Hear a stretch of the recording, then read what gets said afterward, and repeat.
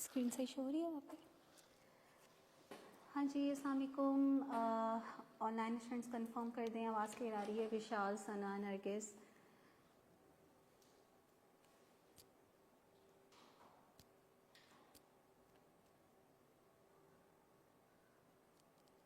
ठीक है,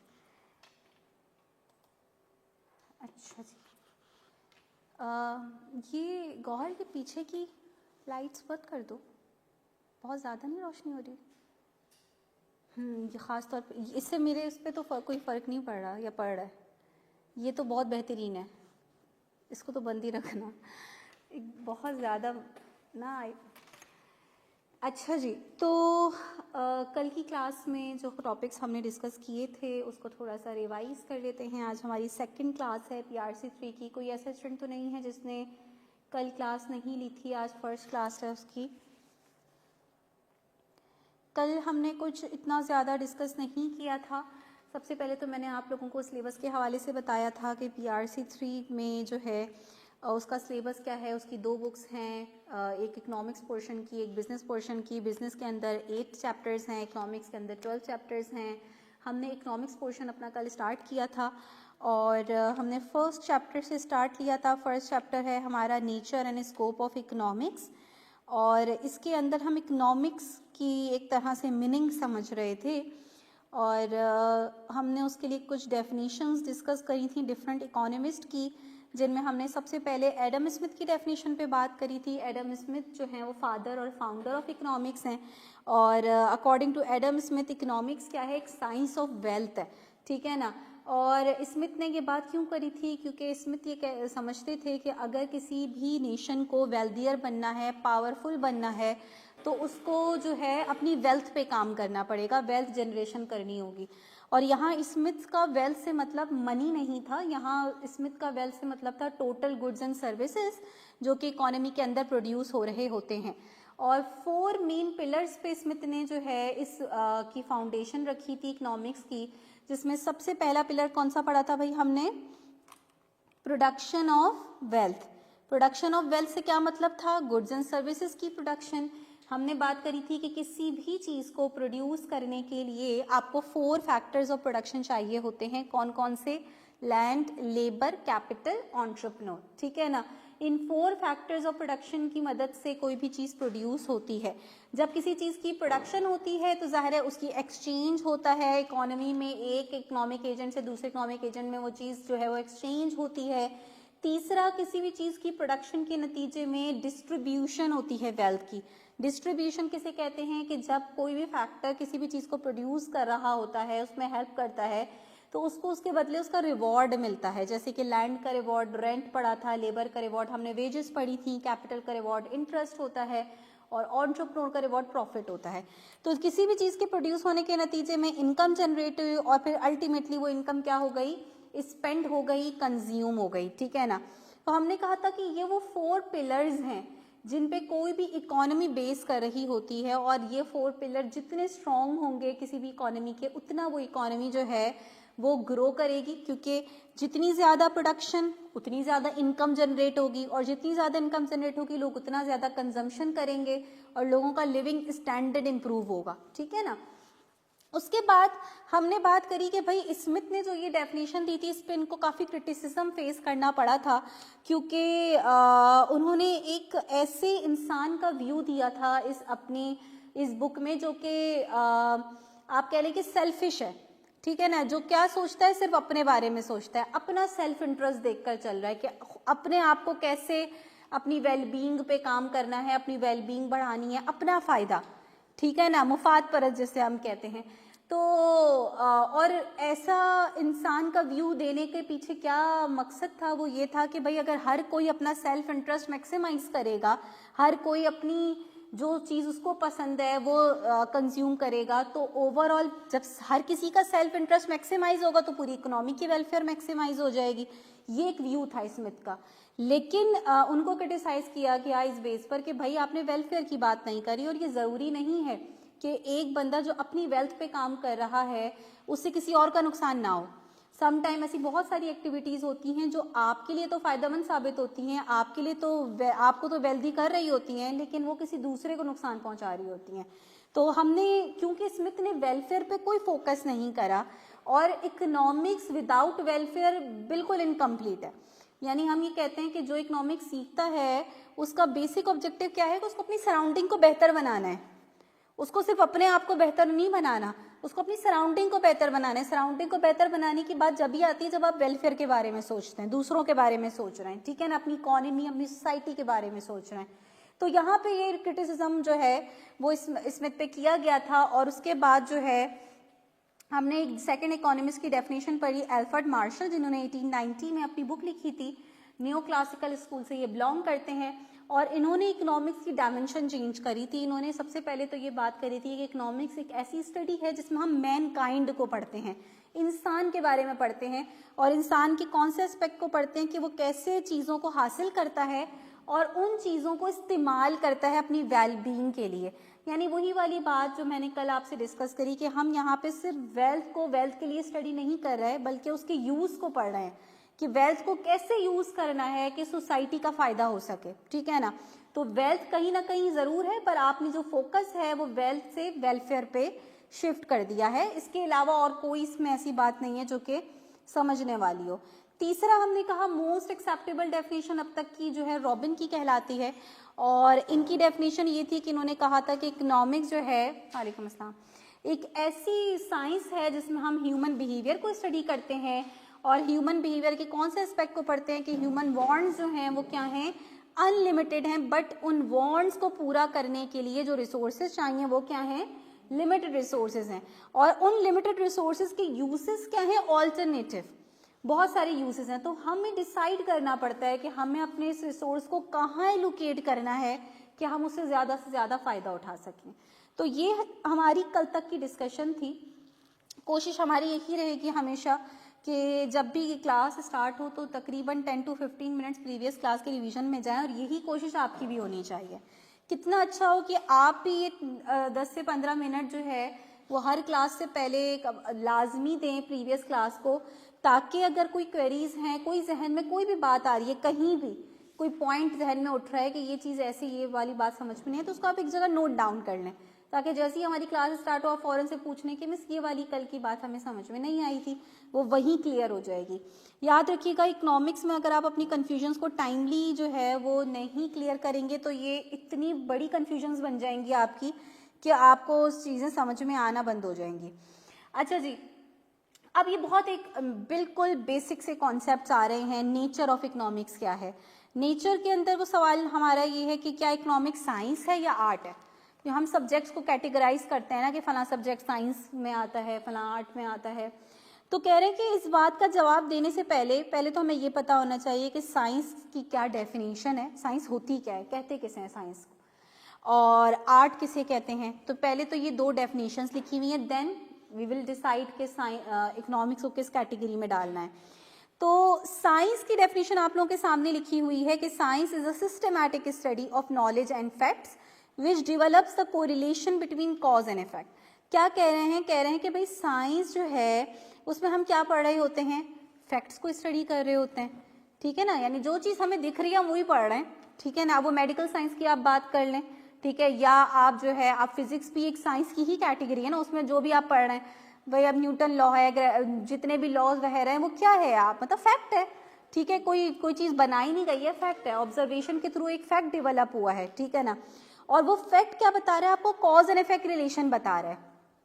let's say Apple जो है ना वो ऊपर से गिरेगा तो नीचे आएगा, ठीक है ना, ठीक है। आप किसी चीज़ को, बॉल को वॉल पे पुश करेंगे तो वो every action has an equal N opposite reaction, ठीक है ना। ये जितने भी है ये कॉज एंड इफेक्ट है ना, कि एक चीज़ आप एक काम कर रहे हो तो उसका एक रिएक्शन आ रहा है, कॉज एंड इफेक्ट, ये करोगे तो ऐसा हो जाएगा।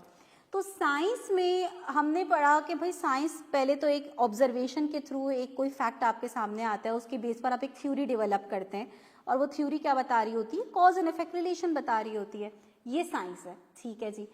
अब आर्ट किसे कहते हैं? कह रहे हैं वही जो साइंटिफिक नॉलेज और थ्योरीज हैं उनको जब हम अप्लाई करते हैं, उनकी एप्लीकेशन देखते हैं, तो वो क्या है, आर्ट है।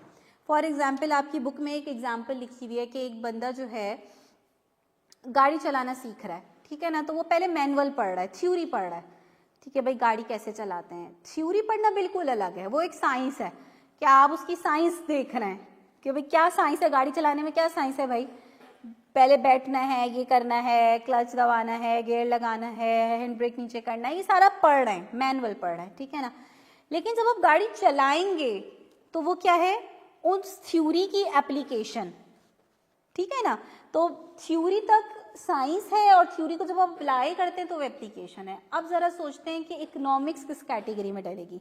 आपको क्या लगता है कि इकोनॉमिक्स में जो भी हम थ्योरी पढ़ेंगे, आपको भी एज्यूम करते हैं आपको किसी थ्योरी के बारे में कुछ भी नहीं पता, लेकिन एक अंदाज़ा कि क्या हम इकोनॉमिक्स में जो थ्योरीज पढ़ रहे होंगे वो सिर्फ बस पढ़ने की हद तक होगी या उसको इकोनॉमी में अप्लाई भी किया जाता है।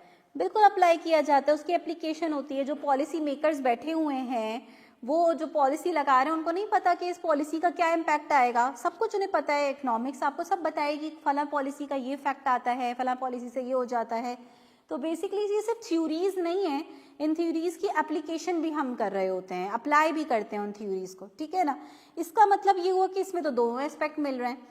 जब आप मेथडोलॉजी देखोगे इकोनॉमिक्स की, वो बिल्कुल साइंस जैसी है कि आपने एक चीज़ ऑब्जर्व करी, जैसे मैंने आपको कल एग्जांपल दी कि एक ह्यूमन बिहेवियर ये है कि भाई जब किसी चीज़ की प्राइस बढ़ती है तो लोग उसकी डिमांड करना क्या कर देते हैं, कम कर देते हैं। एक चीज़ एक्सपेंसिव होती है तो लोग उसकी डिमांड करना कम कर देते हैं। तो हमने एक चीज़ ऑब्जर्व करी, ठीक है ना, उसको एनालाइज करा और उसकी बेस पर हमने एक थ्योरी दे दी। थ्योरी क्या बता रही है, कॉज एंड इफेक्ट रिलेशन। कैसे, जब प्राइस बढ़ेगी तो क्वांटिटी डिमांड कम हो जाएगी। प्राइस का बढ़ना क्या है, कॉज है। इफेक्ट किस पे आ रहा है, डिमांड पे आ रहा है, ठीक है। तो हमने कहा भाई ये तो बिल्कुल साइंस जैसी है, लेकिन अब इस थ्योरी को हम कहते हैं थ्योरी ऑफ डिमांड या लॉ ऑफ डिमांड, ठीक है ना, इकोनॉमिक्स के अंदर। अब जब आप ये थ्योरी पढ़ रहे हो तो एक प्रोड्यूसर क्या इस थ्योरी को जहन में रखते हुए इसकी एप्लीकेशन नहीं अप्लाई नहीं कर रहा होता। यानी जब वो अपनी चीज़ कमोडिटी की प्राइस सेट कर रहा होता है तो क्या उसके जहन में लॉ ऑफ डिमांड नहीं होता कि अगर मैंने अपनी प्राइस बहुत ज़्यादा कर दी तो मेरी सेल क्या हो जाएगी, कम हो जाएगी। तो वो प्राइस सेट करते हुए ये बात जहन में रख रहा होता है, ठीक है ना। यानी थ्योरीज भी यहाँ पे आप पढ़ रहे हो और उनकी एप्लीकेशन भी हम देखेंगे, ठीक है ना, अप्लाई भी करेंगे। जितनी भी प्रॉब्लम्स हैं इकोनॉमी की उसको सॉल्व करने के लिए, इन्फ्लेशन, अनएम्प्लॉयमेंट, सारे इन सारी प्रॉब्लम्स को सॉल्व करने के लिए इन थ्योरीज को अप्लाई भी किया जाता है। तो कंक्लूजन क्या निकला भाई, कंक्लूजन ये निकला कि इकोनॉमिक्स साइंस और आर्ट दोनों के अंदर आ जाती है, ये किसी एक कैटेगरी में नहीं आती। मेथडोलॉजी के लिहाज से ये बिल्कुल साइंस जैसी है और एप्लीकेशन में देखा जाए तो ये आर्ट का एस्पेक्ट भी मिलता है इसमें। तो हमने कंक्लूड करा कि economics is a science and an art as well. क्यों, आगे की बात आपने खुद पढ़नी है क्योंकि समझा तो मैंने आपको दिया है।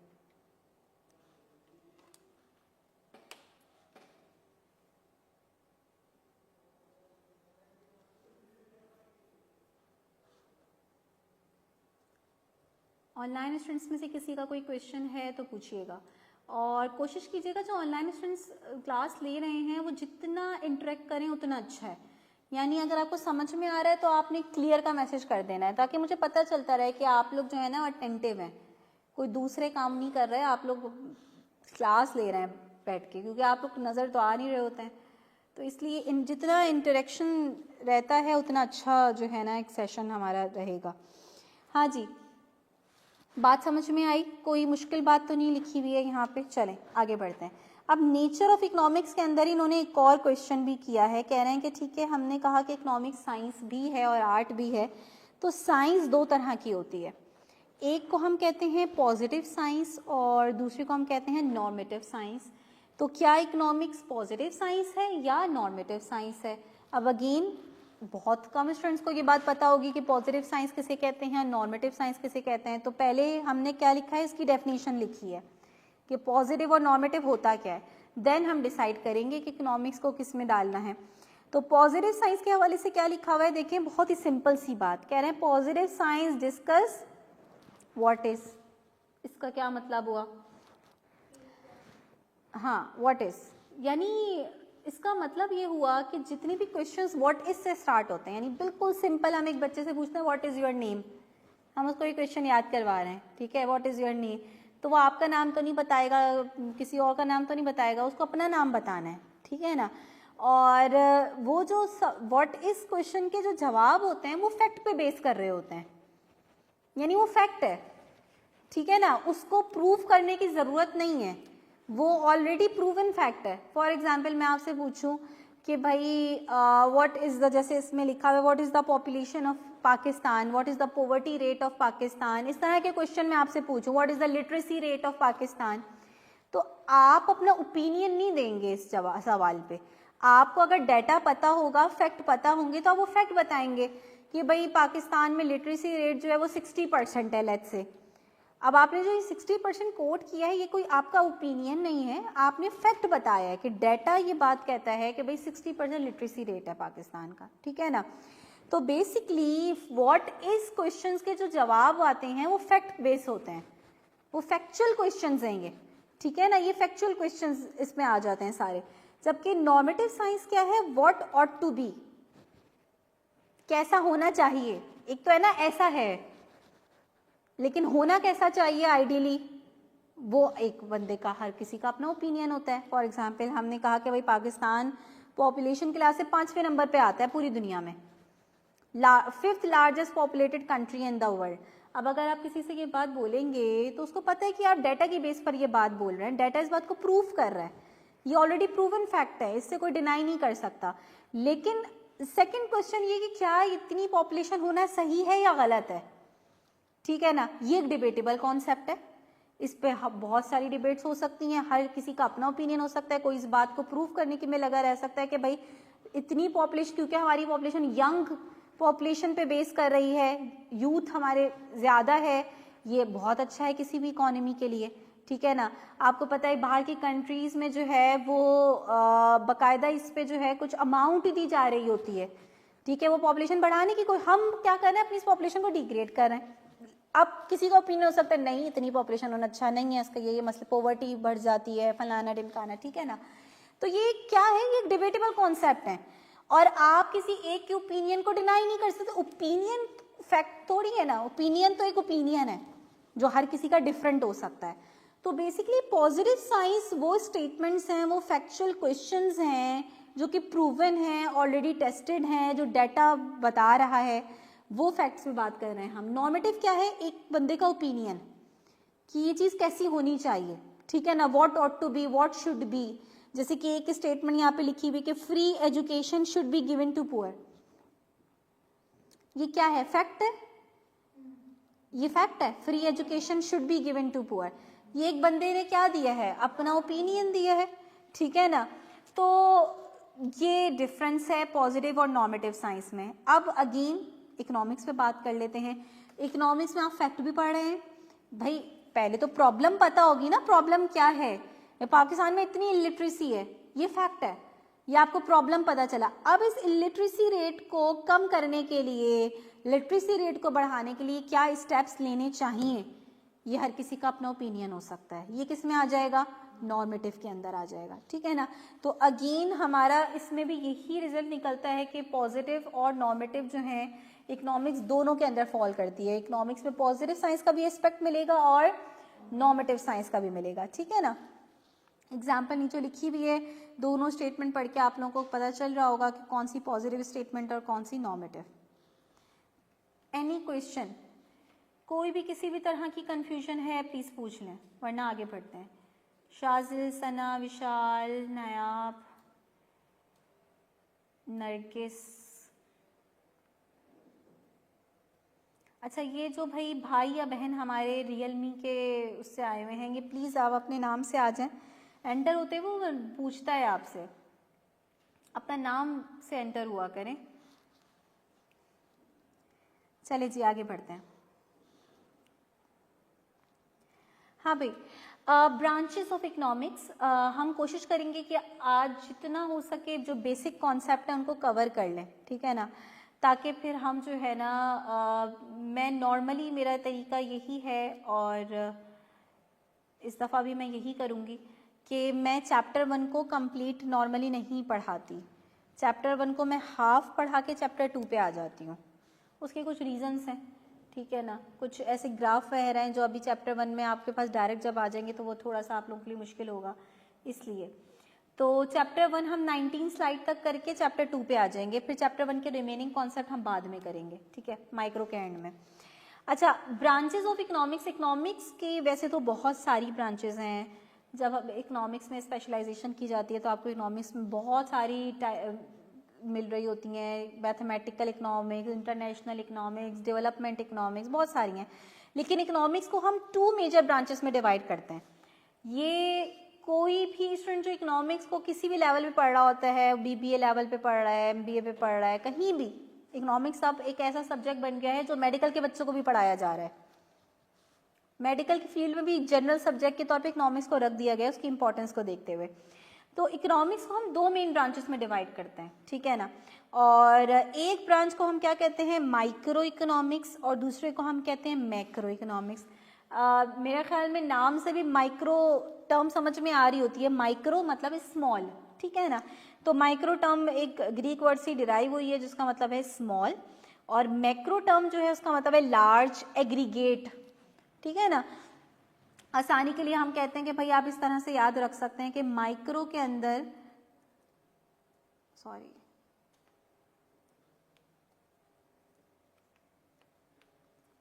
माइक्रो के अंदर जो आई है ना वो किसको शो कर रहा है, इंडिविजुअल को, और मैक्रो के अंदर जो ए है वो शो कर रहा है एग्रीगेट को। यानी एक एनालिसिस क्या होता है, इंडिविजुअल लेवल पे होता है, एक एग्रीगेट लेवल पे एनालिसिस होता है। तो माइक्रो के अंदर हम इंडिविजुअल लेवल पे बात करेंगे, स्मॉल एनालिसिस करेंगे। इसका स्मॉल लेवल पे एनालिसिस करने का क्या मतलब है ये अभी हम सेकंड पॉइंट में समझेंगे, जबकि मैक्रो में हम एग्रीगेट लेवल पे बात कर रहे होंगे, ठीक है ना। तो एनालिसिस का डिफरेंस है। अब माइक्रो इकोनॉमिक्स के अंदर क्या लिखा हुआ है कि in microeconomics we study the behaviour of individual households and firms in making decision on the allocation of scarce resources. कुछ बातें इसमें समझ में आ रही होंगी, कुछ नहीं आ रही होंगी। पहली बात तो ये कि जो हाउस होल्ड की टर्म यहाँ पे यूज हुई हुई है इकोनॉमिक्स में, जो कंज्यूमर्स हैं उनको हम हाउस होल्ड बोलते हैं। हाउस होल्ड की टर्म यूज करते हैं किसके लिए, कंज्यूमर्स के लिए, ठीक है ना। तो इन्होंने क्या लिखा है कि माइक्रो इकोनॉमिक्स में हम क्या पढ़ेंगे, किसका बिहेवियर पढ़ रहे होंगे, इंडिविजुअल हाउस होल्ड और फर्म्स का।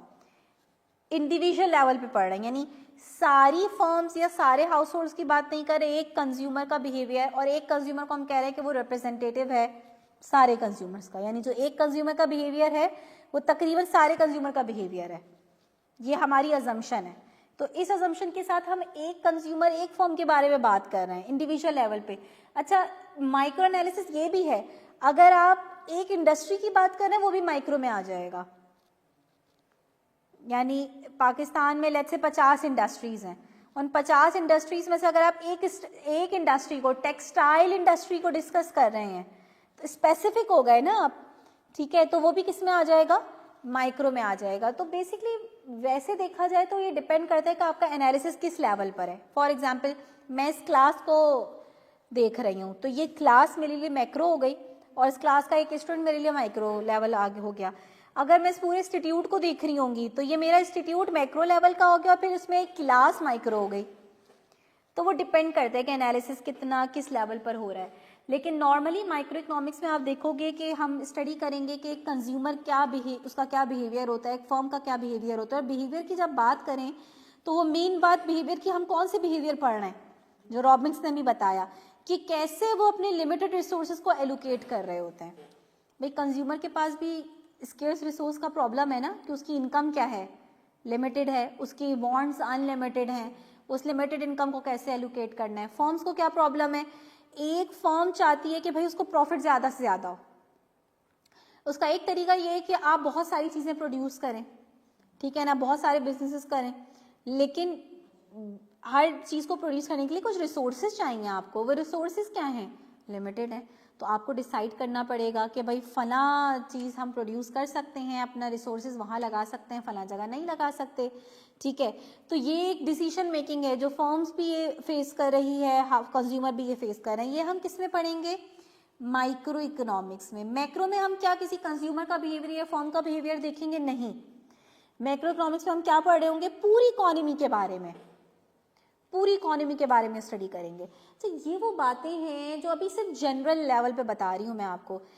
जब एक चीज़ आप पढ़ेंगे तो पता चलेगा, ठीक है ना। इसीलिए बुक के अंदर जहाँ ये कॉन्सेप्ट है वहाँ मैं कहती हूँ इस कॉन्सेप्ट को आपने अभी इतने डिटेल में नहीं पढ़ना। बुक के अंदर जब आप इसको ओपन करोगे तो आपको इसका स्कोप भी दिख रहा होगा, लिमिटेशंस भी दिख रही होंगी, importance of micro economics, importance of macro economics, या स्कोप, लिमिटेशंस।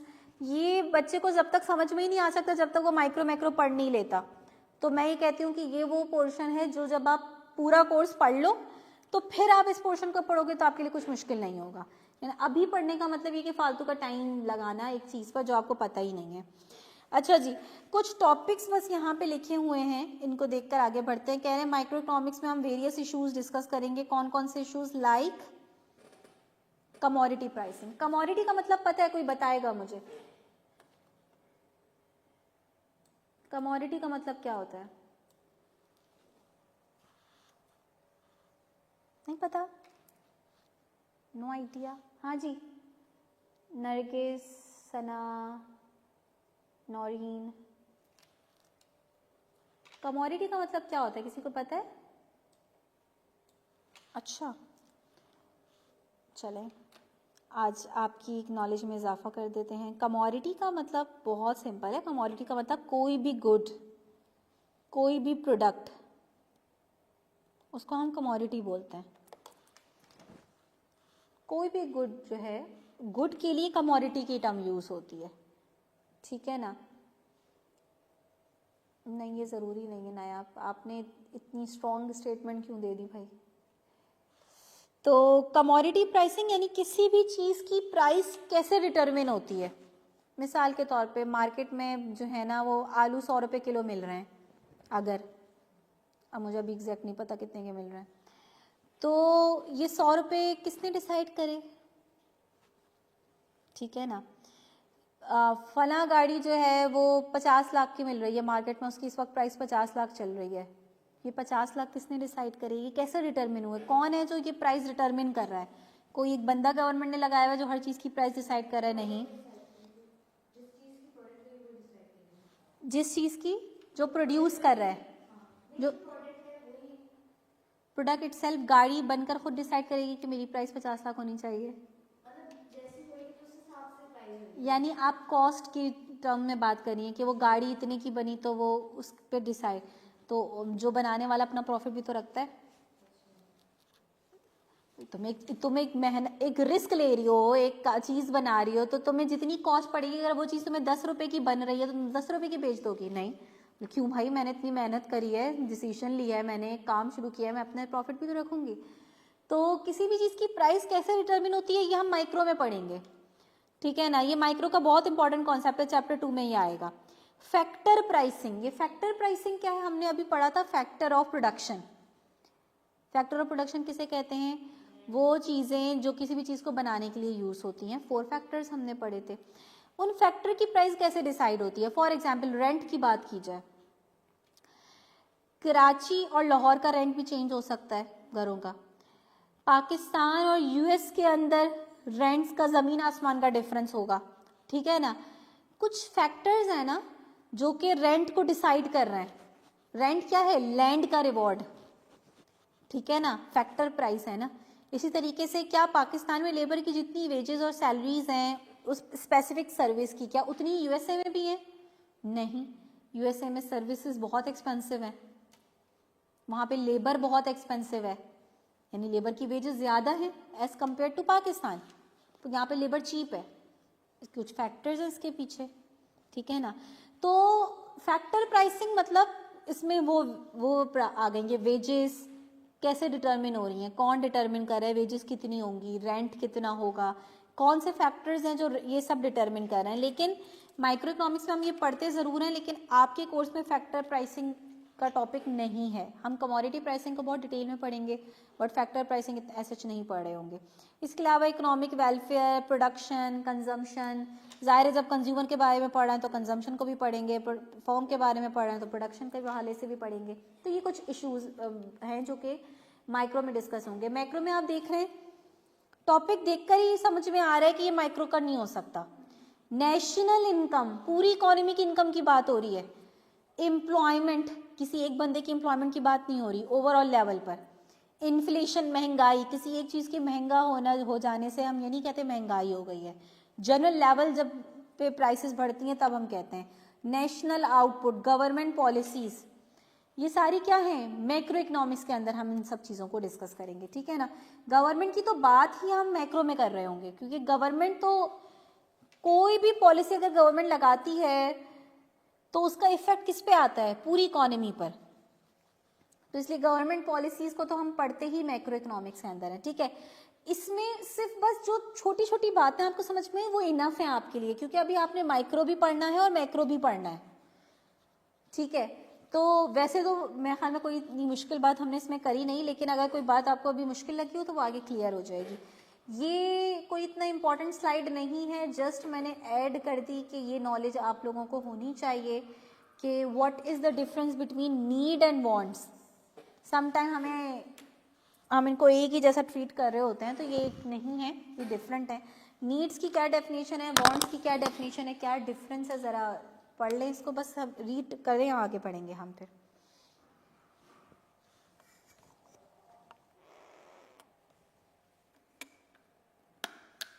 हाँ जी, एक मेजर डिफरेंस तो मेरे ख्याल में आप लोगों को नज़र आ रहा है कि नीड्स जो हैं वो लिमिटेड होती हैं, बेसिक ज़रूरियात। एक स्लोगन आपने सुना होगा, रोटी कपड़ा और मकान, ये नीड है आपकी, ठीक है। नीड जिसके बगैर सर्वाइवल पॉसिबल नहीं है। वांट्स की बात की जाए तो उनकी तो कोई लिमिट ही नहीं है। भाई साइकिल वाला मोटरसाइकिल को देख रहा है, मोटरसाइकिल वाला गाड़ी वाले को देख रहा है, गाड़ी वाला बड़ी गाड़ी वाले को देख रहा है, तो वो कभी ना ख़त्म होने वाली ख्वाहिशात हैं। हमारी कभी भी ख्वाहिशात ख़त्म नहीं होती, तो वो अनलिमिटेड है, उनकी कोई लिमिट नहीं है। तो नीड हमारी, हमें तो खैर हमारी नीड भी गवर्नमेंट ने उसका सत्यानाश मचाया हुआ है। खैर, तो बहरहाल नेक्स्ट टॉपिक हमारा आ जाता है। छोटे छोटे से कॉन्सेप्ट हैं, आप यूँ समझ लें कि जाहिर है आप मेडिकल में जाएंगे तो आपको मेडिकल की कुछ उस सब्जेक्ट की कुछ टर्म्स हैं जो आपको पता होनी चाहिए। हर सब्जेक्ट की कुछ टर्मिनोलॉजीज हैं, कुछ मेन कॉन्सेप्ट हैं जो हर किसी को पता होंगे तो वो आगे बढ़ पाएंगे हम। तो अगर मैं ये बातें आपको नहीं बताऊं, डायरेक्ट मैं चैप्टर 2 स्टार्ट कर दूं, तो आपको भी मुश्किल होगी, मुझे भी मुश्किल होगी आपको बताने में। इसलिए तो इकोनॉमिक एजेंट्स और participants of an economy, agents किसे कहते हैं, इकोनॉमी के पार्टिसिपेंट्स कौन होते हैं, इस हवाले से थोड़ा स्लाइड में बात की गई है। इंपॉर्टेंट स्लाइड है। कह रहे हैं कि economic agents are an actor और decision maker within an economic model. नहीं आई बात समझ में? एक्टर कौन होता है नॉर्मली, अगर जो एक्ट कर रहा होता है, यानी एक्टर की बात जब भी आती है तो हमें कोई ड्रामा, कोई फिल्म ही जहन में आ रही होती है, ठीक है ना। जो एक्टिंग कर रहा है, कोई कुछ कर रहा है ना, ठीक। हाँ, एक स्क्रिप्ट को, अच्छा कह सकते हैं कि किसी भी फिल्म ड्रामा में जैसे कोई एक्टर एक्ट कर रहा होता है, इसी तरीके से इकोनॉमी के अंदर भी कुछ एक्टर्स हैं, ठीक है ना, जिनको हम डिसीजन मेकर भी कहते हैं, जो कुछ ना कुछ डिसीजन ले रहे हैं, ठीक है ना। इनको हम क्या कहते हैं, इकोनॉमिक एजेंट्स या पार्टिसिपेंट्स ऑफ एन इकोनॉमी। और कह रहे हैं कि देयर आर 4 एजेंट्स और पार्टिसिपेंट्स ऑफ एन इकोनॉमी। सबसे पहला कौन आ गया, हाउस होल्ड, जो मैंने आपको बताया था कि इकोनॉमिक्स में हाउस होल्ड्स किसे कहते हैं, कंज्यूमर्स को। सेकंड कौन आ गए भाई, आपकी फर्म्स आ गई। थर्ड आ गई गवर्नमेंट, और फोर्थ आ गए कौन, फॉरेन ट्रेडर्स। चले पहले आप कंज्यूमर की, हाउस होल्ड की डेफिनेशन को ज़रा रीड आउट करें कि क्या लिखा हुआ है, कंज्यूमर किसे कहते हैं। उन्होंने स्पेसिफिक कर दी है सर्विस के फंक्शन के, भाई कंज्यूमर का क्या फंक्शन होता है।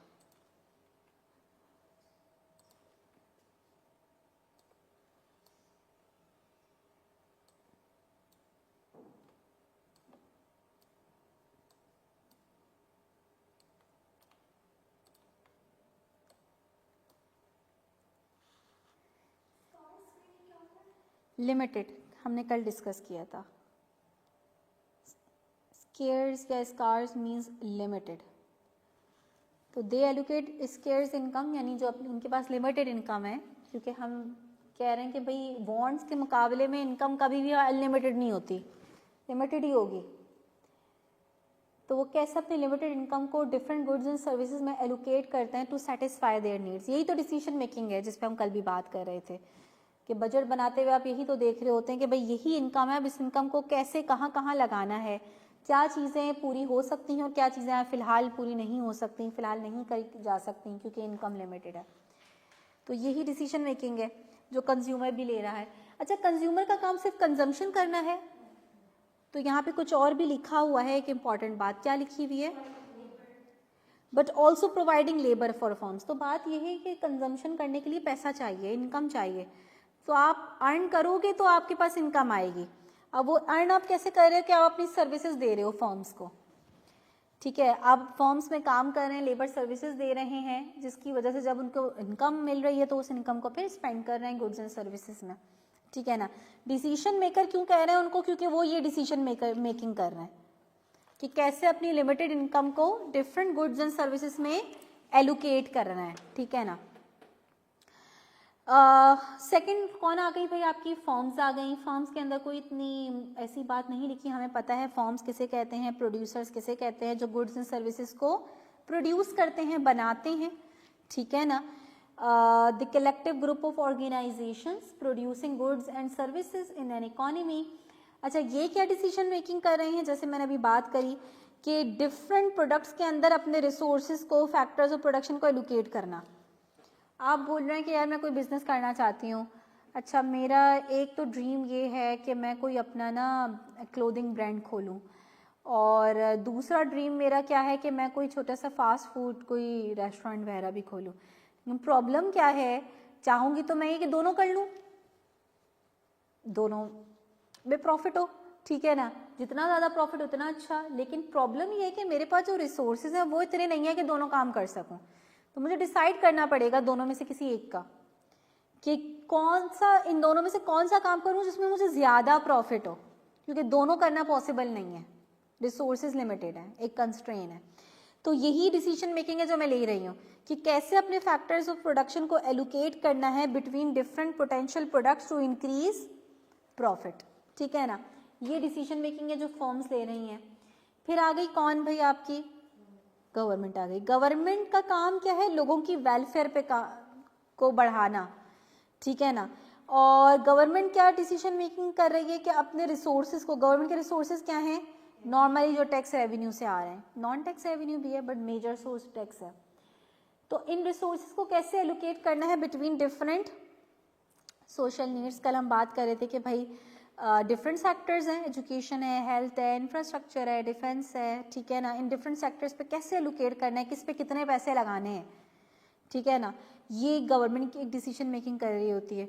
होता है ना पाकिस्तान में तो डिबेट होती है, डिफेंस पे इतना लगा दिया, क्यों, क्योंकि डिफरेंट बाकी सेक्टर्स को पे कह रहे हैं। एजुकेशन पे पाकिस्तान की जो जितनी जीडीपी है ना, डिकेड्स हो गए हैं कि पाकिस्तान अपनी जीडीपी का तकरीबन सिर्फ 2% एजुकेशन पे लगाता है। अंदाज़ा लगाएं, जीडीपी का सिर्फ 2% एजुकेशन सेक्टर पे लग रहा होता है। तो एजुकेशन का हाल आपके सामने है। तो ये है कि फिर अगर डिफेंस पे लगता है तो फिर हम कहते हैं कि भाई मसला क्यों होता है कि आपने डिफेंस पे इतना लगा दिया, एक सेक्टर पे इतना लगा रहे हो तो दूसरे सेक्टर पे नहीं लगा रहे आप इतना, जिसकी वजह से क्या हो रहा है कि दूसरा सेक्टर सफ़र कर रहा है। तो ये डिसीजन मेकिंग है जो गवर्नमेंट को लेनी पड़ती है। हम सब ट्रेड ऑफ फेस कर रहे हैं। ट्रेड ऑफ का मतलब समझ में आता है, एक चीज़ आप हासिल करोगे तो दूसरी चीज़ को सेक्रीफाइस करना पड़ेगा, ये ट्रेड ऑफ है। मेरे सामने दो चीज़ें रखी जाती हैं, मुझे बोला जाता है आप इसमें से कोई एक चीज़ ले सकती हैं। अब मुझे डिसाइड करना है, मेरे सामने बर्गर रखा गया और एक तरफ पिज़्ज़ा रखा गया, मुझे दोनों बहुत पसंद है, लेकिन बोला गया है कि कोई एक ही खा सकती हैं आप। तो अब ये ट्रेड ऑफ है। अगर मैंने बर्गर सेलेक्ट करा, मुझे पिज़्ज़ा सेक्रीफाइस करना पड़ेगा, पिज़्ज़ा सेलेक्ट करा, मुझे बर्गर गिव अप करना पड़ेगा। ये ट्रेड ऑफ है। तो हम जब भी कोई डिसीजन मेकिंग कर रहे हैं तो हम ट्रेड ऑफ फेस कर रहे हैं। क्लास ली तो यार फ्रेंड्स के साथ नहीं जा सकेंगे, क्लास ली तो यार सो नहीं सकेंगे, आराम का टाइम चला जाएगा, ठीक है। ट्रेड ऑफ है, या तो क्लास ले लें या सो लें, या तो क्लास ले लें या फ्रेंड्स के साथ चले जाएं। ट्रेड ऑफ है जो हम फेस कर रहे हैं, ठीक है। तो इसी तरीके से गवर्नमेंट भी ट्रेड ऑफ फेस कर रही है, एजुकेशन पे लगाएं या डिफेंस पे लगाएं, हेल्थ पे लगाएं या किसी दूसरे सेक्टर पे लगाएं, ये ट्रेड ऑफ है। आपको प्रायोरिटी सेट करनी पड़ेगी, आपको डिसीजन लेना पड़ेगा कि आपकी क्या प्रायोरिटी है, फर्स्ट प्रायोरिटी आप किसको देंगे, ठीक है ना। इसी तरह से फॉरेन ट्रेडर्स आ जाते हैं आपके पास, जिसमें कौन आ जाता है भाई, आपके importers and exporters. Importers exporters पता है?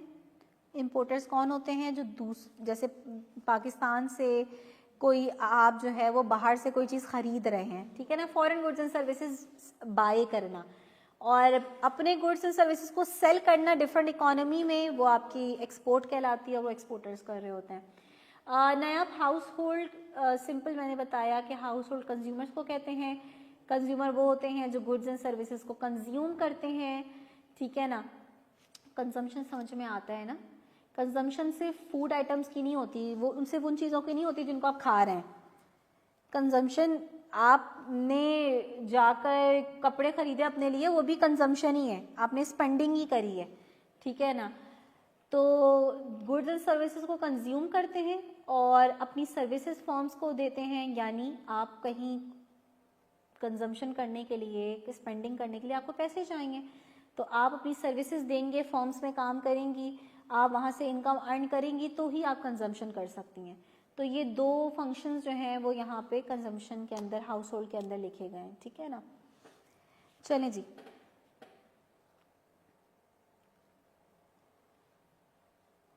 ये कॉन्सेप्ट ऐसा है जो मैं ऑलरेडी आप लोगों को बता चुकी हूँ बहुत हद तक। फैक्टर्स ऑफ प्रोडक्शन, जिसको हम इनपुट भी कहते हैं। जाहिर है कोई भी चीज़ बनाने के लिए आपको इनपुट चाहिए होता है, इनपुट होगा तो आउटपुट जनरेट होगा, ठीक है ना। तो इकोनॉमिक्स में ये जो इनपुट है इसको हम क्या कहते हैं? फैक्टर्स ऑफ प्रोडक्शन, ठीक है ना। डेफिनेशन पढ़िएगा, resources used in production process are termed as input factors. These input factors are categorized as land, labor, capital, entrepreneur। अच्छा, इन्होंने इस तरीके से कैटेगरी बनाई है कि ह्यूमन फैक्टर्स को अलग कर दिया है और नॉन ह्यूमन फैक्टर्स को अलग कर दिया है, ठीक है ना। ह्यूमन फैक्टर्स में कौन आ रहा है भाई? आपका लेबर और एंटरप्रेन्योर आ रहा है। अच्छा, अब आप लेबर की डेफिनेशन पढ़ें, एंटरप्रेन्योर की डेफिनेशन पढ़ें तो कोई मुश्किल बात नहीं हो रही है। हमारे लिहाज से लेबर किसे कहते हैं?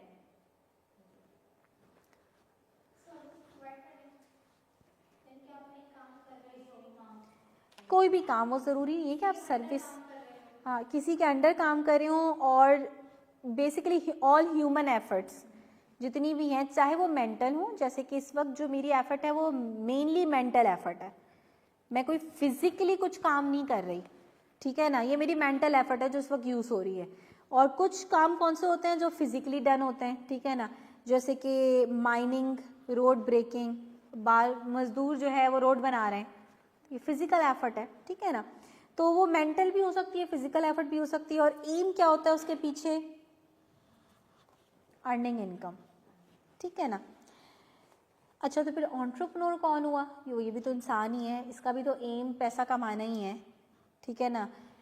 लेकिन एक ऐसा individual who organise the three other factors, three other factors कौन से हैं? लैंड, लेबर, कैपिटल, इन सबको ऑर्गेनाइज कर रहा है और क्या ले रहा है? मैंने कहा कि ये वो चीज़ है जो कि इसको लेबर से अलग करती है। नॉर्मली आप देखते हैं कि भाई आप किसी जगह जाते हैं, जो सेठ होता है वो बैठा हुआ है, हो सकता है वो काम भी कर रहा हो, उसके ऊपर है, ये ज़रूरी नहीं है कि वो कोई बाकायदा जो है ना वो लेबर के साथ काम करे, वो एंटरप्रेन्योर है, ठीक है ना, क्योंकि वो रिस्क ले रहा है, ठीक है जी। बिजनेस चलता है नहीं चलता ये उसके ऊपर आएगा। अगर बिजनेस में लॉस होगा उसको फिर भी लेबर को सैलरी देनी है टाइम पे, तो लेबर को ऐसा मसला नहीं है, कोई भी लेबर को तो अपने वक्त पे सैलरी मिल रही है, वो रिस्क नहीं ले रहा है। रिस्क कौन ले रहा है? एंटरप्रेन्योर ले रहा है मेनली, ठीक है ना। बिजनेस चला तो बहुत प्रॉफिट हुआ, नहीं चला तो लॉस बियर करना पड़ेगा, कहीं ना कहीं से पूरा करना पड़ेगा, ठीक है ना। तो लेबर और एंटरप्रेन्योर में ये डिफरेंस है, और लेबर और एंटरप्रेन्योर की डेफिनेशन जो इकोनॉमिक्स के अंदर है वो कोई इतनी डिफरेंट डेफिनेशन नहीं है। इन जनरल हमें ये पता है कि यही लेबर होता है और यही एंटरप्रेन्योर होता है। लेकिन जब हम नॉन ह्यूमन फैक्टर्स में आते हैं ना, जिसमें क्या आ जाता है भाई आपका लैंड और कैपिटल, तो यहाँ लैंड की डेफिनेशन इन जनरल जो हम समझते हैं इकोनॉमिक्स में, वो डेफिनेशन बिल्कुल क्या है, डिफरेंट है। और इसी तरीके से कैपिटल इन जनरल जो हम समझते हैं इकोनॉमिक्स में, वो नहीं है कैपिटल। अब सबसे पहले तो आप लैंड समझें। लैंड की बात जब भी आती है तो हमारे जहन में ज़मीन आ रहा होता है, भाई सरफेस ऑफ अर्थ, यही लैंड है। लेकिन इकोनॉमिक्स कहती है कि बहुत ही नैरो डेफिनेशन है। इकोनॉमिक्स लैंड को बहुत ब्रॉड डेफिनेशन दे रही है। इकोनॉमिक्स क्या कह रही है, लैंड क्या है, it refers to all natural resources which are free gifts of nature. सारी चीज़ें, सारे रिसोर्सेज जो हमें नेचर से फ्री मिले हैं, सारी चीज़ें, जिसमें फॉरेस्ट भी आ जाते हैं, ऑयल आ गए, मिनरल्स आ गए, मेटल्स आ गए, सीज आ गई, दरिया, ठीक है, समंदर, सब चीज़ें जो ज़मीन के अंदर है या ज़मीन से बाहर है, जो हमें नेचर ने दी हैं, वो सारी की सारी किस में आ जाती हैं, लैंड की डेफिनेशन में आ जाती हैं। तो इकोनॉमिक्स लैंड को बहुत ब्रॉड डेफिनेशन देती है, ठीक है ना। लैंड का मतलब इकोनॉमिक्स में सिर्फ सरफेस ऑफ अर्थ नहीं है। इसी तरीके से जब हम कैपिटल की टर्म यूज करते हैं तो हमारे जहन में पहली चीज क्या आती है, मनी, पैसा। हम नॉर्मली कैपिटल की टर्म इसी तरह से यूज कर रहे होते हैं ना, भाई फला बिजनेस में कितना कैपिटल चाहिए, कितना कैपिटल लगाना है, तो हमारे जहन में पैसा ही होता है, ठीक है ना। मजे की बात यह कि इकोनॉमिक्स कहती है कैपिटल में मनी आता ही नहीं है। मनी को कैपिटल की डेफिनेशन से इकोनॉमिस्ट क्या कर देते हैं, बाहर कर देते हैं। क्यों? कैपिटल की डेफिनेशन इकोनॉमिक्स में क्या यूज हो रही है, ऐसे मैन मेड रिसोर्सेज जो कि यूज होते हैं क्या करने में, दूसरे गुड्स एंड सर्विसेज को प्रोड्यूस करने में। अब बात यह है कि जैसे मैंने आपको कल बताया कि अगर आपके पास 1000 रुपये का नोट है और आप बाहर जाते हैं और आपको कोई भी चीज़ अवेलेबल ही नहीं है, तो आप 1000 रुपये को आप डायरेक्ट तो कंज्यूम नहीं कर सकते। 1000 रुपये से कोई चीज़ ही खरीदनी है ना कंजम्पशन करने के लिए, खाने के लिए जो है कोई चीज़ चाहिए, पैसा डायरेक्ट आप कंज्यूम नहीं कर सकते। ऐसे ही पैसा डायरेक्ट प्रोडक्शन में काम नहीं आएगा, इनडायरेक्ट सोर्स ज़रूर है पैसा। फॉर एग्जाम्पल मुझे प्रोडक्शन करने के लिए मशीन चाहिए, अब मशीन कैसे आएगी, पैसों से आएगी। लेकिन पैसे जो है मेरे पास वो डायरेक्टली किसी चीज़ को बना नहीं सकते। मेरे पास 1 लाख रखे हुए हैं, उस 1 लाख से मैं चाह रही हूँ फला प्रोडक्ट बन जाए खुद ब खुद, वो 1 लाख उसको नहीं बनाएंगे। 1 लाख जो है वो इनपुट नहीं है कि वो आउटपुट जनरेट करे। उस पैसे से मुझे लाजमी कोई कैपिटल लेना पड़ेगा, कोई मुझे मशीन चाहिए, इक्विपमेंट चाहिए, टूल्स चाहिए, वो हेल्प करेंगे मुझे कोई चीज़ प्रोड्यूस करने में। तो इकोनॉमिस्ट कहते हैं कि भाई बिल्कुल सही है कि इनडायरेक्ट सोर्स पैसा ही है, लेकिन डायरेक्टली पैसा कोई चीज़ प्रोड्यूस नहीं करता। डायरेक्टली कोई चीज़ जो प्रोड्यूस हो रही है वो रिसोर्सेज से प्रोड्यूस हो रही है, उसके लिए मशीन चाहिए, इक्विपमेंट चाहिए, फैक्ट्रीज बनानी पड़ेंगी आपको। तो कैपिटल क्या है, वो मैन मेड रिसोर्सेज जो इंसान की बनाई हुई है और इंसान उनसे क्या कर रहा है, दूसरी चीज़ों को प्रोड्यूस कर रहा है। एग्जाम्पल आपके पास लिखी हुई है, इसमें याद रखिएगा अक्सर इस तरह का कोई क्वेश्चन आ जाता है कि वो आपको क्वेश्चन देता है कि भाई इनमें से बताएं कौन सा फैक्टर है जो कैपिटल की डेफिनेशन में नहीं आता। उसमें उसने एक मनी भी लिखा हुआ होता है, डिफरेंट ऑप्शंस दिए हुए होते हैं, मशीन्स, इक्विपमेंट, फैक्ट्रीज, और एक ऑप्शन होता है मनी। तो कौन सा कैपिटल की डेफिनेशन में नहीं आएगा, मनी, यानी हटा देते हैं हम मनी को। आप अपने पास लिख सकते हैं कि मनी जो है वो कैपिटल कंसिडर नहीं किया जाता इकोनॉमिक्स में।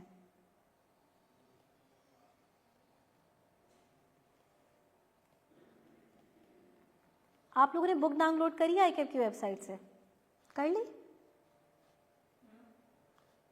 PRC3 की बुक डाउनलोड करी है आपने ICAP की वेबसाइट से? नहीं करी? कर लें ताकि उसको रीड करना स्टार्ट करें, टाइम नहीं वेस्ट करें, अभी से रीडिंग स्टार्ट करते हैं। आपका मेरी तो कोशिश ये है कि मैं क्लास जो है ना वो डेली लूँ। मैं वीक में नॉर्मली 4 क्लासेस तो लेती हूँ, मंडे टू थर्सडे मेरी क्लास होती है। मैंने बोला हुआ है इनसे कि भाई मैं तो ये 4 दिन क्लास लूँगी, तो 4 दिन में अच्छी खासी हो जाता है, सिलेबस आगे चला जाएगा। अब आपने अगर उसको रिवीजन नहीं करा तो नेक्स्ट वीक फिर आपको प्रॉब्लम होना स्टार्ट हो जाएगी। तो इसलिए कोशिश करें कि इस वीक जो भी हमारी है उसको साथ साथ ही करें, चीज़ों को पेंडिंग ना छोड़ें।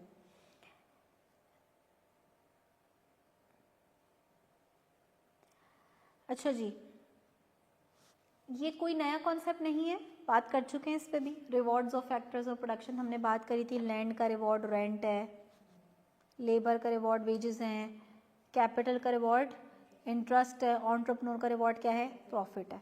तो ये वही बात यहाँ पे लिखी हुई है। अब ये सवाल ये आता है इतनी सारी चीज़ें क्यों लिखी हुई हैं मैंने, तो यहाँ पे मैंने जो है कुछ इकोनॉमिस्ट की डेफिनेशन लिखी हुई है इस वजह से कि सम टाइम जो है ना आई कैप फिल इन द ब्लैंक्स की फॉर्म में दे देता है।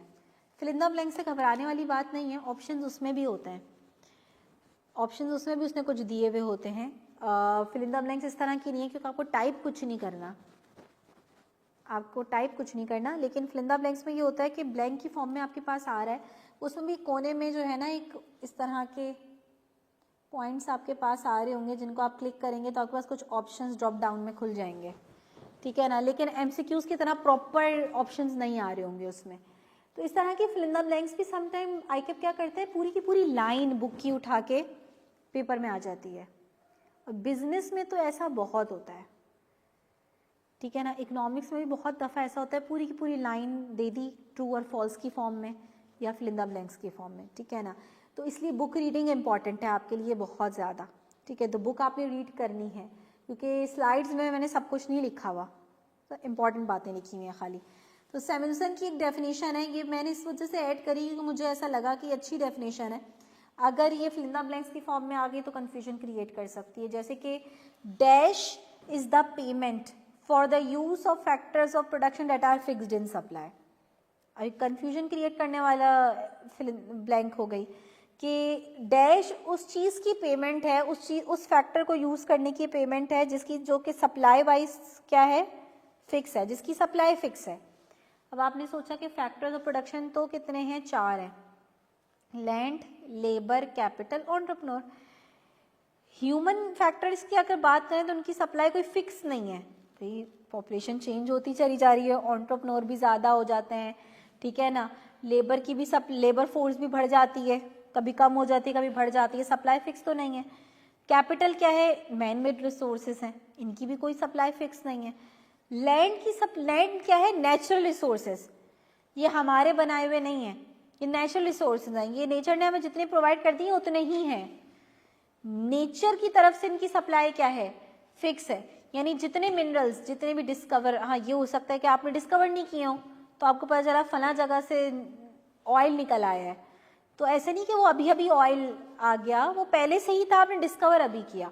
लेकिन जो नेचुरल रिसोर्सेज हैं उनकी सप्लाई क्या है, नेचर की तरफ से फिक्स है, उसको आप बढ़ा या कम नहीं सकते कि आप चाहें कि मिनरल ज़्यादा हो जाए, ऑयल ज़्यादा हो जाए पूरी दुनिया में, गैस की सप्लाई पूरी दुनिया में बढ़ जाए, तो ये आपके हाथ में नहीं है क्योंकि आप गैस तो नहीं बना रहे, आप ऑयल नहीं बना रहे, ये नेचर ने प्रोवाइड की हुई हैं चीज़ें, ठीक है।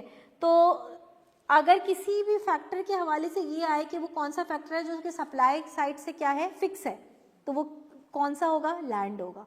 और लैंड को यूज़ करने की पेमेंट क्या है, रेंट है। तो हाँ जी, कोई कन्फ्यूजन, ठीक है ना। इसी तरीके से वेजेस क्या हैं, उन्होंने तो यहाँ पे जो डिफरेंट इकोनॉमिक्स की डेफिनेशन है, ये डेफिनेशन थोड़ी सी इस तरह से लिखी गई है कि वो पढ़ने में मुश्किल लग रही है, कि बात कोई मुश्किल नहीं है। यानी कह रहे हैं a sum of money paid under contract by an employer to a worker for services rendered. क्या मतलब हुआ कि भाई जब आप किसी जगह काम करने जाते हैं, एक कॉन्ट्रैक्ट होता है ना नॉर्मली, उस कॉन्ट्रैक्ट के अंदर क्या जो आप सर्विसेज दे रहे हैं, एम्प्लॉयर उसके बदले में आपको क्या देगा, प्राइस एक पे करेगा। वो प्राइस क्या है आपके लिए, आपकी सैलरी है, क्या आपने कुछ काम किया, उस काम के बदले में आपको आपकी सर्विसेज की प्राइस मिलेगी, ठीक है, वेजेस एंड सैलरीज की शक्ल में। इसी तरीके से इंटरेस्ट के बारे में क्या लिखा हुआ है, interest is the payment made और received for the use of capital goods. Capital goods को यूज करने की जो पेमेंट है उसको हम क्या कह रहे हैं, इंटरेस्ट कह रहे हैं। अब यहाँ एक इंटरेस्टिंग बात है, इंटरेस्ट के अंदर एक इंटरेस्टिंग बात ये है कि, और ये मैं हमेशा इस बात को डिस्कस करती हूँ कि अभी हमने थोड़ी देर पहले बोला था कैपिटल के अंदर मनी नहीं आता, और इंटरेस्ट किसका रिवॉर्ड है, कैपिटल का, और इंटरेस्ट खुद क्या है, मनी तो है, ठीक है ना। तो बेसिकली इंटरेस्ट किसे कहते हैं, बिल्कुल हम उर्दू में बोलें तो सूद है, ठीक है ना, जो कि हराम है, ठीक है ना। और इंटरेस्ट की डेफिनेशन क्या है, पैसे पे पैसा जो कमाया जाता है वो इंटरेस्ट है, ठीक है ना। तो पैसे में पैसा कमाना, तो कैपिटल में मनी तो कैपिटल में आ ही नहीं रहा था, तो पैसे में पैसे कमाने वाला प्रोसेस जो है ये कैपिटल का रिवॉर्ड कैसे हो गया इंटरेस्ट। तो ना इसकी हम बहुत घुमा फिरा के इकोनॉमिस्ट इसको एक्सप्लेन करते हैं। वो उसको बोलते हैं कि भाई आप इसको ऐसे समझें कि एक बंदे को कैपिटल फॉर्मेशन करनी है। कैपिटल फॉर्मेशन क्या भाई, मुझे अपनी फैक्ट्री में मशीन लगानी है, प्लांट लगाने, हैवी मशीनरीज चाहिए मुझे, उसके लिए मुझे क्या चाहिए, पैसा चाहिए, ठीक है ना। मैं उसके लिए बैंक के पास जाती हूँ और मैं बैंक से बोलती हूँ भाई मुझे कैपिटल फॉर्मेशन करनी है, मुझे पैसे चाहिए, बैंक मुझे लोन देता है। कैपिटल फॉर्मेशन ऐसी ही होती है। बहुत कम कंपनीज हैं जो अपना पैसा यूज़ कर रही होती हैं।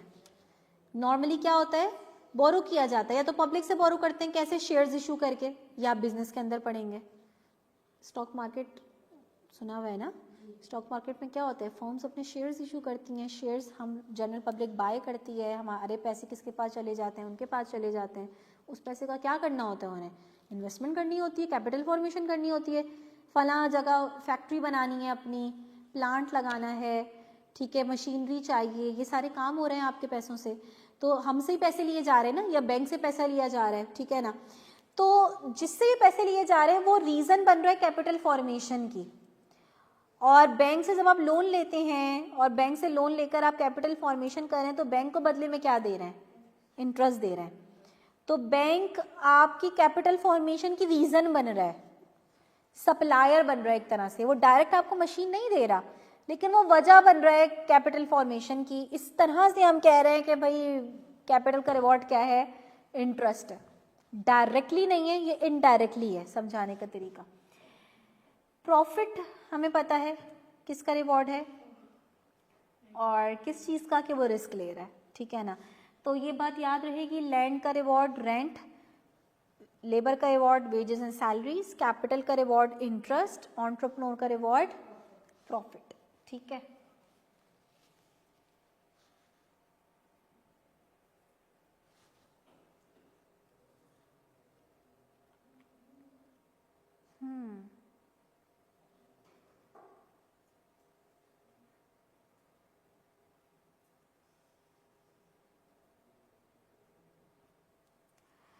अच्छा जी,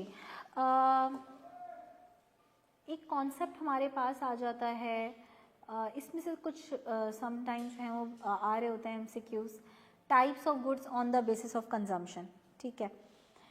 कंजम्पशन की बेसिस पर हम गुड्स को 5 कैटेगरीज में डिवाइड कर रहे होते हैं, 5 टाइप्स में कैटेगराइज कर रहे होते हैं, आप कह सकते हैं। कंजम्पशन की बेसिस पर कैसे, वो अभी हम आगे डिस्कस करेंगे तो आपको समझ में आएगा। सबसे पहले तो यहाँ पे मैंने गुड्स की डेफिनेशन लिखी हुई है, उसको आप लोग रीड कर लें। इकोनॉमिक्स में गुड्स किसे कहते हैं, उन प्रोडक्ट्स को जो कि ह्यूमन नीड्स या वांट्स को सेटिस्फाई करती हैं, हमारी किसी ज़रूरत या ख्वाहिश को पूरा कर रहे हैं ना, कोई भी चीज़ हम कंज्यूम कर रहे हैं तो। और हमें क्या दे रही हैं, यूटिलिटी। यूटिलिटी का सिंपल मतलब क्या है, सेटिस्फेक्शन, कोई फ़ायदा पहुंचाना, यूज़फुलनेस, ठीक है ना। तो जब भी हम कोई चीज़ कंज्यूम करते हैं तो जाहिर है उससे हमें कोई ना कोई फ़ायदा होता है, ठीक है ना, यूटिलिटी मिलती है, सेटिस्फेक्शन मिलती है। मुझे बहुत प्यास लग रही है, मैंने पानी पी लिया तो उससे मुझे यूटिलिटी मिली ना, सेटिस्फेक्शन मिली, मेरी प्यास बुझ गई, ठीक है ना, कोई मेरी ज़रूरत पूरी हो गई, ठीक है। Goods can be tangible, can be intangible, ठीक है ना। टेंजिबल जो कि जिसकी कोई फिजिकल अपीयरेंस है, कैन बी सीन और टच, ठीक है ना। इनटेंजिबल जिसको आप देख नहीं सकते, छू नहीं सकते, इसमें सर्विसेज आ जाती हैं, ठीक है ना। तो समटाइम कंफ्यूजन होती है कि यहाँ तो गुड्स की बात हो रही है तो सिर्फ मटेरियल गुड्स है, नहीं, गुड्स को आप टेंजिबल इनटेंजिबल की कैटेगरी में कैटेगराइज कर सकते हैं। तो यहाँ टेंजिबल और इनटेंजिबल दोनों की बात हो रही है। फर्स्ट कैटेगरी जो आपके पास यहाँ पे आ रही है उसको हम क्या कह रहे हैं, मेरिट गुड्स। पहली दफ़ा नाम सुना होगा आप लोगों ने। मैं चाहूँगी कि थोड़ा सा आप लोग उसकी डेफिनेशन को रीड करें और ख़ुद से पहले समझें या और मुझे समझाएं कि आपको क्या लग रहा है कि मेरिट गुड्स से क्या मतलब है। थोड़ा सा आप लोग बताएंगे तो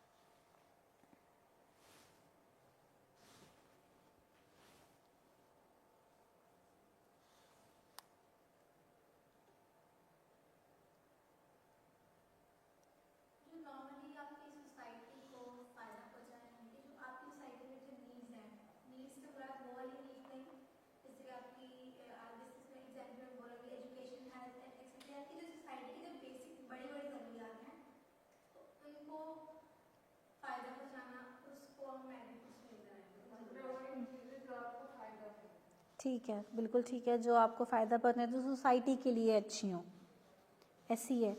तो मेन बात तो बिल्कुल यही हो रही है कि जो बात हमें कुछ टर्म्स तो ऐसी हैं जो समझ में नहीं आ रही, लेकिन ओवरऑल जो हमें मतलब समझ में आ रहा है वो यही समझ में आ रहा है कि ऐसी चीज़ें हैं जो सोसाइटी के लिए अच्छी कंसिडर की जा रही हैं, डिज़ायरेबल, यानी जितनी ज़्यादा होंगी ये उतना अच्छा है सोसाइटी के लिए, ठीक है ना, ये कुछ बात हो रही है यहाँ पे।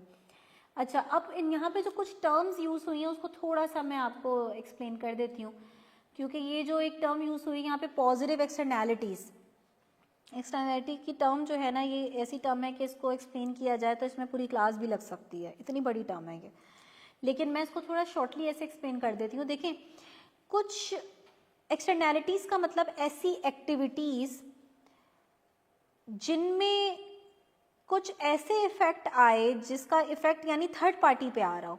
थर्ड पार्टी से मुराद ये है कि देखें, जब भी कोई एक्टिविटी होती है ना, उस एक्टिविटी को एक बंदा, दो लोग नॉर्मली ऐसे होते हैं जो डायरेक्टली लिंक होते हैं उस एक्टिविटी से, ठीक है ना।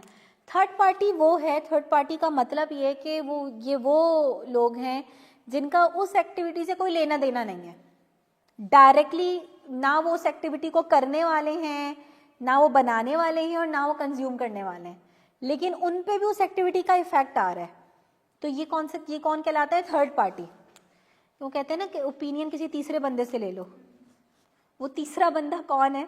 जो बिल्कुल बाइस ओपिनियन नहीं देगा, उसको कुछ नहीं पता, ना वो इस तरफ है ना उस तरफ है, वो आपको बिल्कुल एक न्यूट्रल बात करेगा, ठीक है ना। ऐसे ही यहाँ पे थर्ड पार्टी का मतलब है कोई भी ऐसी एक्टिविटी जिसका इफेक्ट थर्ड पार्टी पर आ रहा हो, तो हम कहते हैं कि इस एक्टिविटी में क्या है, एक एक्सटर्नल इफेक्ट है, एक्सटर्नैलिटी है। अब ये एक्सटर्नैलिटी अच्छी भी हो सकती है और बुरी भी हो सकती है। कुछ एक्टिविटीज ऐसी हैं जिनका इफेक्ट पॉजिटिव एक्सटर्नैलिटीज की शक्ल में दूसरे लोगों तक आ रहा होता है, कुछ की में नेगेटिव एक्सटर्नैलिटी पाई जाती है। जैसे कि अब यहाँ पे एजुकेशन कोई एक एग्जाम्पल ली गई कि भाई मैरिड गुड्स में क्या आ जाता है, एजुकेशन आ जाता है। अब बात समझते हैं। देखिए, एजुकेशन के अंदर अगर हम फर्स्ट और सेकंड पार्टी की बात करें तो जैसे कुछ लोग हैं जो एजुकेशन प्रोवाइड कर रहे हैं, कुछ हैं जो एजुकेशन को जाहिर है ले रहे हैं, एजुकेशन हासिल कर रहे हैं। थर्ड पार्टी कौन है? जो कि लेट्स से मैं हूं, मुझे आपकी एजुकेशन से डायरेक्टली कोई मेरा लेना देना नहीं, आप हासिल करें नहीं हासिल करें मुझे क्या फर्क पड़ना है, ठीक है ना। या चले आपको छोड़ देते हैं, आपको तो मैं दे रही हूँ तो शायद मेरा फिर भी कोई कनेक्शन बन सकता है। बिल्कुल एक अलग कोई दूसरे इंस्टीट्यूट में एक लड़की पढ़ रही है, उसके एजुकेशन हासिल करना या ना करना उससे डायरेक्टली मेरा तो कोई ना फायदा है ना नुकसान है, लेकिन हम कह रहे हैं कि जो भी इंडिविजुअल एजुकेशन हासिल करता है उसका इफेक्ट पूरी सोसाइटी पे पड़ रहा होता है। उसका फायदा नुकसान सिर्फ उस तक नहीं रहता, उसका फायदा ये नुकसान कहाँ तक जा रहा होता है? पूरी सोसाइटी पर। कैसे भाई? अगर हर इंडिविजुअल ये सोचना शुरू कर दे कि यार एजुकेशन हासिल करके क्या ही हो जाएगा, ठीक है ना, और लोग एजुकेशन हासिल करना छोड़ना शुरू कर दें, एजुकेशन ना हासिल करें, तो क्या होगा? सोसाइटी पे इफेक्ट पड़ेगा कि नहीं पड़ेगा? इलिटरेट सोसाइटी और लिटरेट सोसाइटी का कंपैरिजन बनता है किसी तरह का, ठीक है ना। तो अब हम एक एक पॉइंट में, भाई जो पढ़ा लिखा होगा जाहिर है उसके हर चीज में डिफरेंस है, ठीक है ना, और जो अनपढ़ है उसकी हर चीज डिफरेंट है, उसका उठना बैठना बोलना, हर बिहेवियर की बात की जाए, हर तरह ना वो कानून समझेगा, ठीक है ना, किसी चीज की उसको समझ बूझ नहीं होगी। और एक बंदा जो पढ़ा लिखा है जाहिर है उसको शऊर है, ठीक है ना, मेन बात तो शऊर है, ठीक है ना, जो आपको इल्म दे रहा है, अगर तो दे रहा है तो, ठीक है ना। तो बेसिकली एक बंदे की एजुकेशन जो है उसका इफेक्ट सिर्फ उस बंदे तक नहीं आ रहा, उसका फायदा किसको पहुंच रहा है? पूरी सोसाइटी को। जितने लोग एजुकेशन हासिल करेंगे सोसाइटी को फायदा है इसका। सोसाइटी पे भाई हम अक्सर हमें कोई हमारे साथ कोई ऐसा इंसिडेंट हो जाता है, किसी का ऐसा बिहेवियर हम देखते हैं, कहते हैं जाहिल है यार ये तो छोड़ो, ठीक है, यानी हमारा कोई ऐसा बंदा जिसको हम जानते भी नहीं है लेकिन उसकी एजुकेशन हासिल ना करना कहीं ना कहीं हमें इफेक्ट डालता है। चाहे हम भी सोसाइटी में ही रहते हैं ना, तो हम हमारे ऊपर भी किसी ना किसी तरह से इफेक्ट आ रहा होता है, ठीक है ना। अब एक बंदा है जिसको एजुकेशन जिसने हासिल नहीं की, उसको लॉज नहीं पता, उसको ट्रैफिक रूल्स नहीं पता, गाड़ी कैसे चलानी है, क्या रूल्स फॉलो करना है, उसको ये नहीं पता, उसका इफेक्ट आपके ऊपर नहीं आएगा, आप सही चला रहे हैं बिल्कुल। लेकिन बराबर से एक बंदा गुजरता है जिसको नहीं पता, उसको कोई तमीज नहीं है, तो उसका इफेक्ट आप पर भी आएगा। तो सोसाइटी में ही रह रहे हैं ना हम, तो जितने लोग एजुकेशन हासिल नहीं करेंगे उनका इफेक्ट कहीं ना कहीं आप पे लाजमी आ रहा होगा।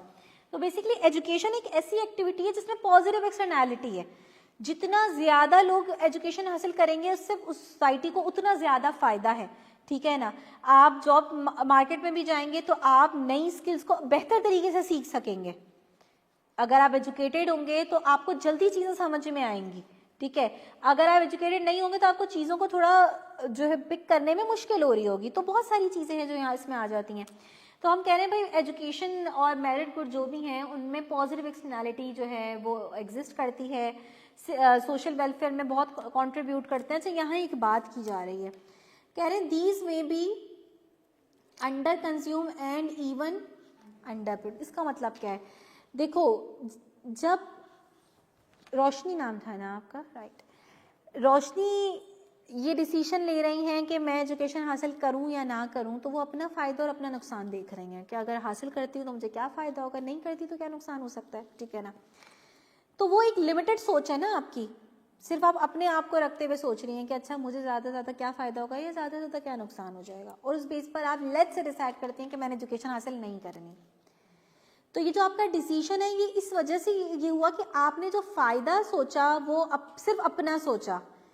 अगर आप ये सोचती हैं कि मेरा एजुकेशन हासिल करने का फ़ायदा सिर्फ मुझ तक नहीं है, पूरी सोसाइटी तक पहुंचेगा किसी ना किसी तरह से, तो वो बेनिफिट कॉस्ट को आउटवेट कर देता, उससे ज़्यादा हो जाता, और आपका डिसीजन क्या होता कि मैंने एजुकेशन हासिल करनी है। लेकिन जब कोई एक इंडिविजुअली डिसाइड कर रहा होता है, पेरेंट्स डिसाइड करते हैं हमने अपने बच्चे को स्कूल भेजना है कि नहीं भेजना, तो वो अपना फ़ायदा नुकसान देख रहे होते हैं, जिसका इफेक्ट ये निकलता है कि ज़्यादातर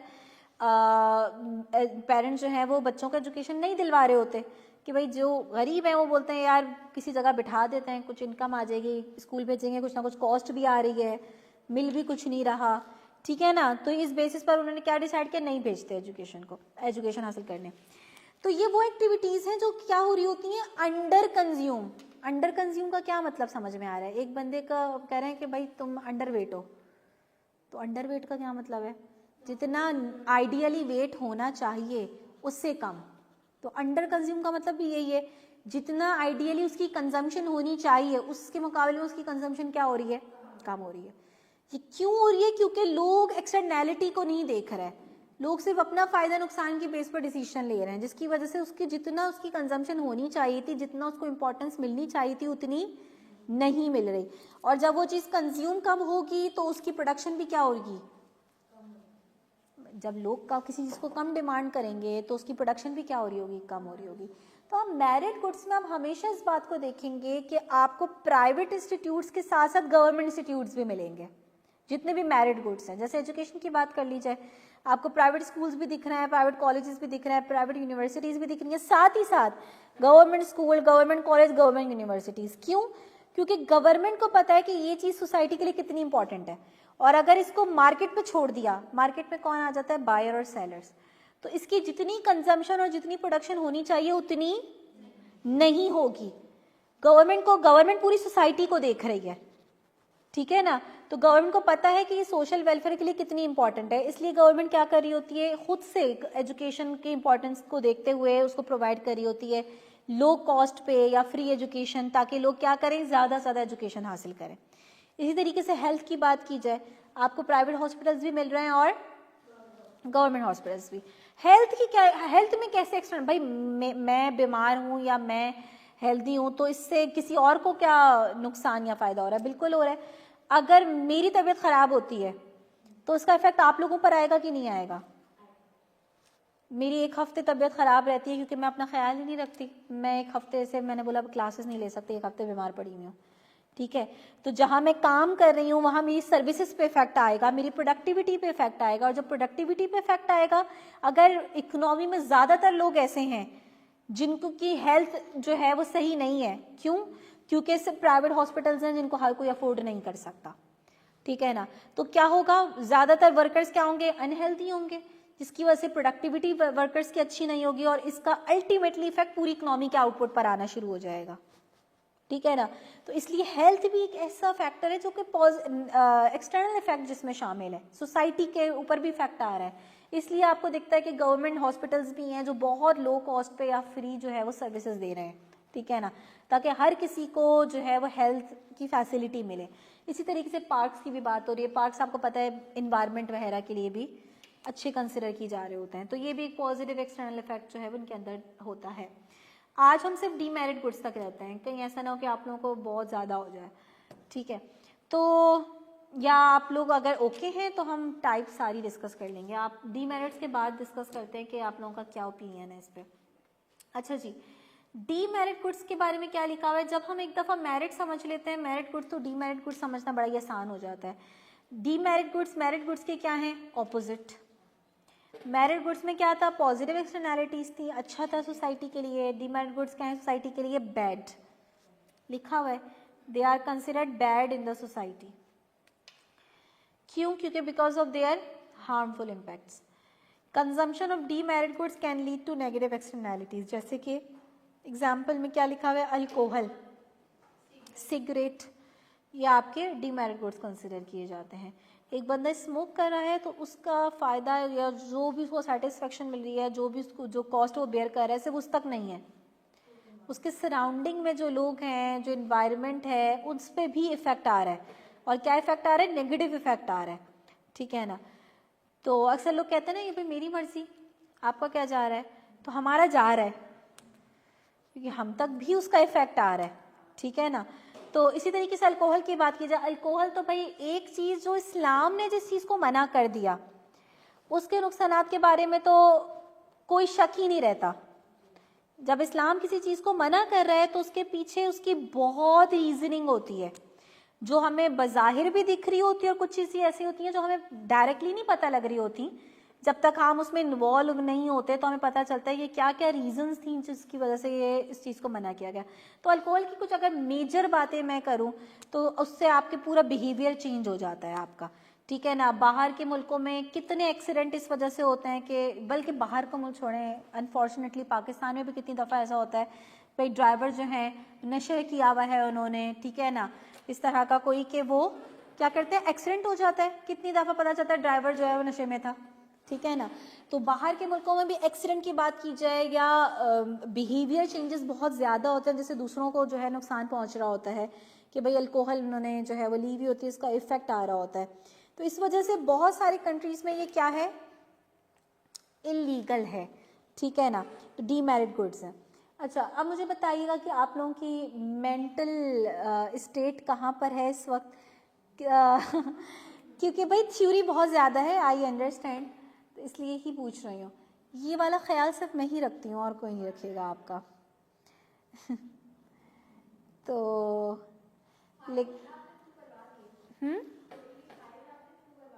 जी, अच्छा सही है। सिर्फ 3 रिमेनिंग नहीं है, वैसे हमारे पास और भी स्लाइड्स हैं, लेकिन ये कि चलें ठीक है, इसको आज यहीं तक रखते हैं। हमारा टारगेट ये है कि इंशाल्लाह फिर नेक्स्ट क्लास में हमने ये सब कवर करके 19 स्लाइड पर आना है अपनी। ये हमारा टारगेट है, यहाँ तक हमने अपना कवर करना है। उसके बाद इंशाल्लाह फिर हमें चैप्टर 2 स्टार्ट करना है अपना। शेयर मुझे बिल्कुल करना है, मुझे ये नहीं समझ में आ रहा मैं शेयर करूँ कहाँ। तो इस बना है, अच्छा तो फिर मैं इस ग्रुप में शेयर कर देती हूँ। मुझे ऐसा कौन सा ग्रुप है जिसका कोई, अच्छा ये PRC में बैच 2 है ना, तो इसमें आप लोग सब हैं, आप हैं तो आप ऐड हो जाएं ताकि फिर लेकिन मेरे पास आपका नंबर भी होना चाहिए ना ऐड करने के लिए। हाँ, आपके पास अगर मेरा है तो आप टेक्स्ट कर दें मुझे, तो मैं आपको ऐड कर देती हूँ इसमें, ठीक है। तो फिर इसी ग्रुप में मैं जो है वो सेंड कर दूँगी आप लोगों को, ठीक है। चलिए, नेक्स्ट क्लास से पहले अच्छे से रिवीजन करके आइएगा जितने भी कॉन्सेप्ट हमने फर्स्ट और आज की क्लास में डिस्कस किए हैं, ठीक है जी। चलिए, अल्लाह हाफिज़।